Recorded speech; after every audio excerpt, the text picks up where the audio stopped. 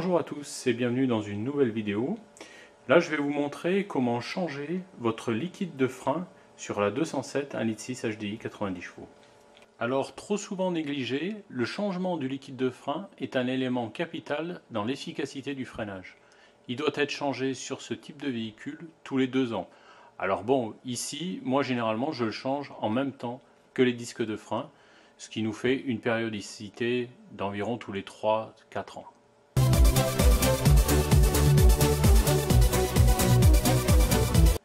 Un cri hydraulique, une chandelle, un kit de purge par mise sous pression, donc on peut trouver dans toutes les grandes surfaces automobiles. Donc celui-ci, je vous laisse lire la marque. Il va vous falloir également un compresseur pour ajuster la pression dans la roue qui va nous permettre de générer la poussée du liquide de frein. Il vous faut également un bidon de liquide de frein DOT 4, donc ça c'est la norme du liquide de frein, adapté à la 207. Il faut également un coffret à douille. Vous aurez également besoin d'une clé plate de 8. Vous aurez également besoin de dégrippants.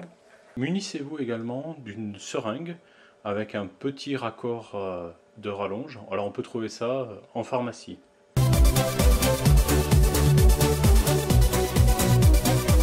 Ce réservoir qui sert à la fois pour le freinage et pour l'embrayage, car la 207 a un embrayage hydraulique. Donc ce réservoir est compartimenté, donc il est impossible de le vider uniquement avec la seringue. Donc on va utiliser notre système de purge, vous allez voir, pour pouvoir le vider complètement. Donc tout d'abord on va repérer l'emplacement du réservoir du liquide de frein, il est ici.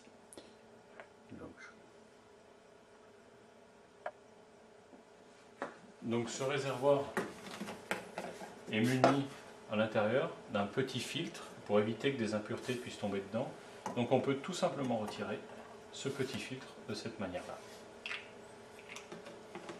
Donc dans un premier temps, on va enlever le maximum de liquide de frein qui se situe dans le bocal tampon ici. Donc avec notre seringue, on vient tout simplement se plonger et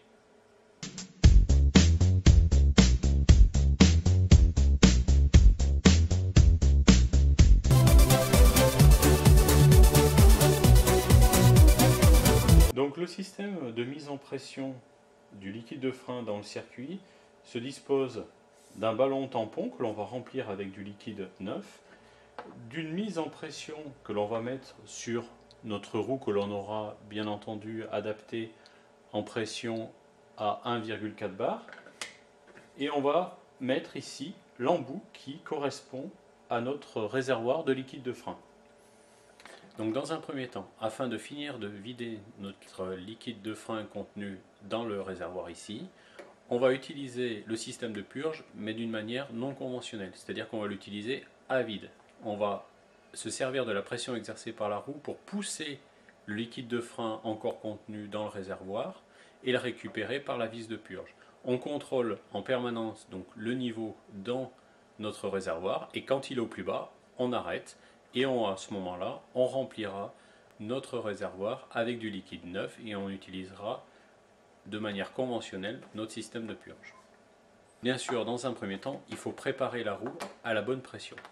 Donc je vous conseille de prendre la roue de secours pour la simple et bonne raison que l'on va purger toutes les roues les unes après les autres et qu'on remontera la roue à chaque fois. Donc la roue de secours, ça vous permet de vérifier sa pression et dans le cadre de notre purge, on a besoin de diminuer la pression à l'intérieur de la roue de secours et de l'amener à peu près 1,4 bar.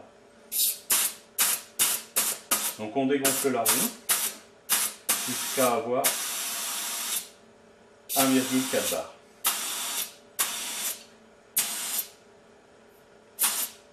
Voilà. Donc là notre roue est prête. La pression de 1,4 bar va nous permettre de pousser le liquide de frein dans tout le circuit jusqu'aux roues. Maintenant que notre roue est à la bonne pression, on va pouvoir mettre en place notre système de purge. Donc on commence par visser le bouchon ici sur notre réservoir.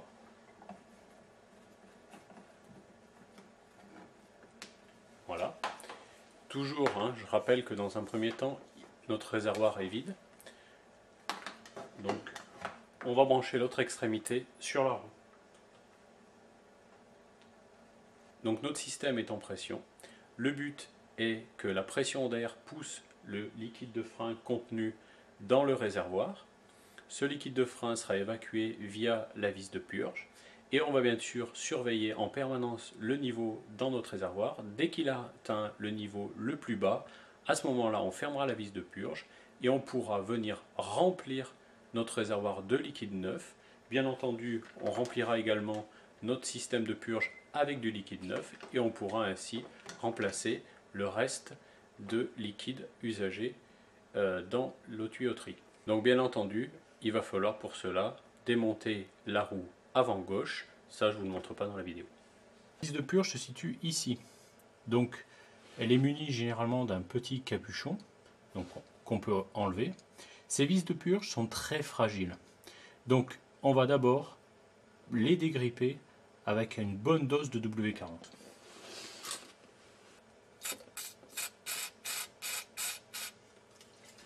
Donc la vis de purge, c'est quelque chose qui est très fragile.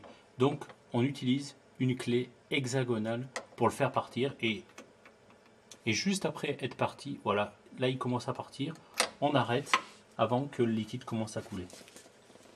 On va adapter sur notre embout de vis de purge un petit tuyau d'une trentaine de centimètres de long pour pouvoir récupérer le liquide. Et cet embout de tuyau, on va le mettre dans une bouteille. Donc là, on ouvre notre vis de purge et on contrôle en permanence le niveau dans le réservoir. Dès qu'il est au niveau le plus bas, on referme la vis de purge. Maintenant que notre réservoir de liquide de frein est vide, on va pouvoir le remplir avec du liquide neuf et là on le remplit à ras-bord. On va remplir entièrement le bidon tampon. À partir de ce moment-là, on peut adapter le système de mise sous pression. Donc il existe plusieurs bouchons. Vous choisissez celui qui est adapté à la 207. Vous pouvez brancher le système de mise en pression sur votre roue. À tout moment, bien entendu, on vérifie que le liquide dans le bocal est suffisamment important, au-dessus du niveau ici, et que la pression dans la roue est toujours à 1 bar 4.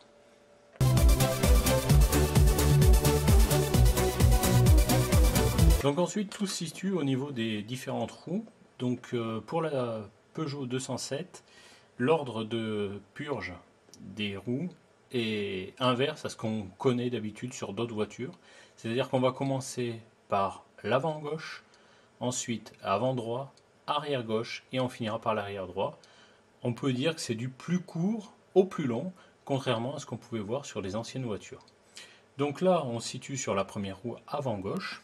Avec notre clé plate, on va venir dévisser tout doucement pour laisser s'écouler le liquide dans le tuyau.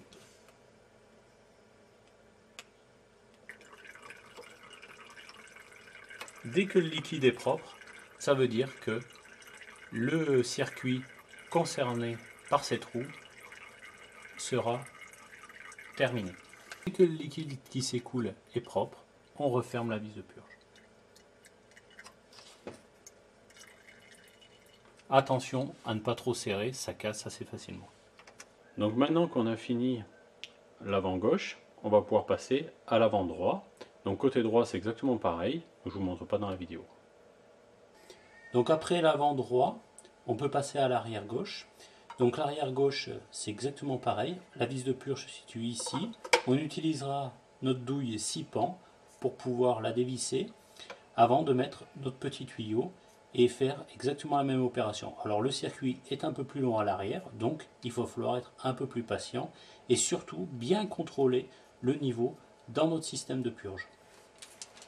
Donc maintenant que notre vidange et notre purge de liquide de frein est terminée sur les 4 roues, nous allons enlever notre système de mise en pression en commençant par enlever la pression sur la roue et ensuite en dévissant l'adaptateur sur notre bocal de liquide de frein. Alors notre bocal de liquide de frein est plein à ras-bord. On va utiliser à nouveau la seringue pour enlever le surplus de liquide pour l'amener au niveau maxi du bocal. Donc après avoir fait l'arrière droit, vous pourrez vérifier que la pédale de frein est bien dure. Donc le changement du liquide de frein, c'est quelque chose de très important, car au fil du temps, il a tendance à se charger en eau et donc rend le freinage moins performant. Merci à tous d'avoir suivi cette vidéo et à la prochaine.